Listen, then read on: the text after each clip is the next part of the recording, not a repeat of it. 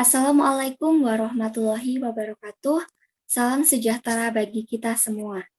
Pada kesempatan kali ini, kami dari kelompok 4 akan mempresentasikan mengenai kebijakan publik. Sebelum itu, izinkanlah kami untuk memperkenalkan diri. Kami dari kelompok 4 yang beranggotakan Indah Nurwidianti, saya sendiri dengan NIM 39, Tabita Martasari dengan NIM 48, Novia Hoirunisa dengan NIM 54, dan Tejo Purnomo dengan NIM 57. Presentasi kali ini kita akan membahas mengenai 3 poin utama, yaitu pengertian kebijakan publik, pendekatan studi kebijakan publik, dan penentuan kebijakan. Tanpa berlama-lama lagi, kita langsung saja pada poin pertama, yaitu pengertian kebijakan publik yang akan disampaikan oleh Novia Hoirunisa.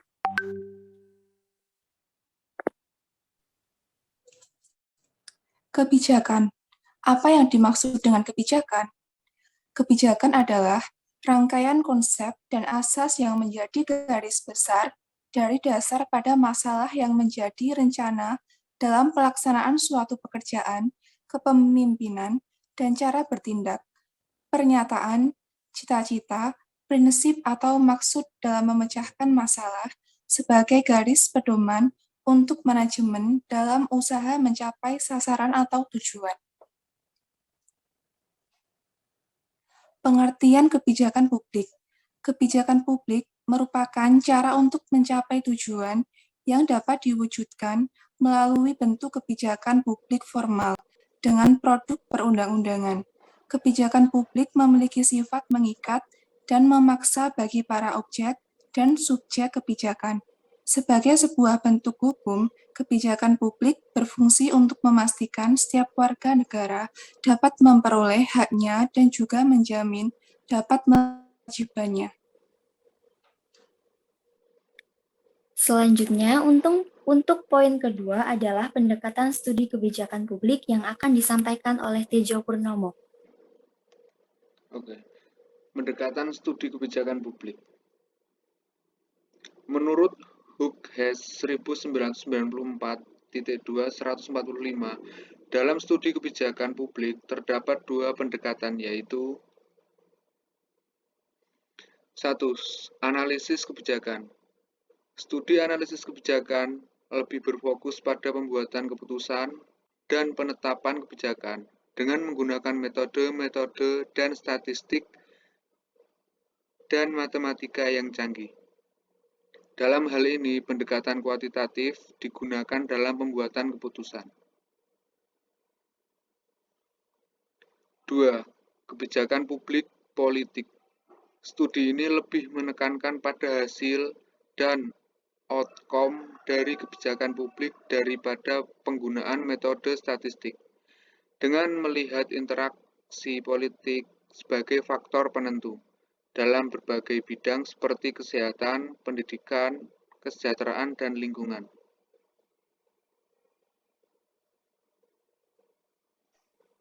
Baik, untuk poin terakhir yaitu proses kebijakan yang akan disampaikan oleh Tabita Marta. Untuk proses kebijakan, yaitu proses pembuatan kebijakan publik, merupakan proses yang kompleks karena melibatkan banyak proses maupun variabel yang harus dikaji. Oleh karena itu, beberapa ahli politik yang mempunyai minat untuk mengkaji kebijakan publik membagi proses-proses penyusunan kebijakan publik ke dalam beberapa tahap. Siklus kebijakan publik digambarkan oleh Dunn seperti sebagai berikut.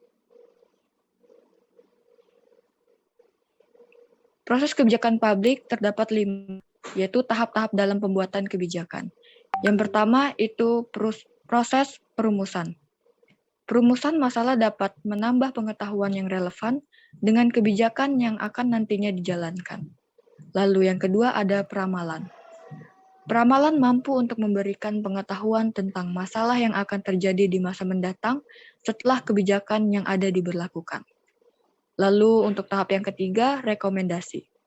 Rekomendasi akan menghasilkan pengetahuan yang relevan tentang kemungkinan dampak yang akan terjadi di masa mendatang.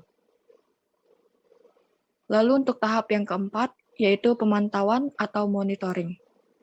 Pemantauan dapat memberikan pengetahuan tentang akibat dari diberlakukannya sebuah kebijakan. Lalu yang kelima, evaluasi.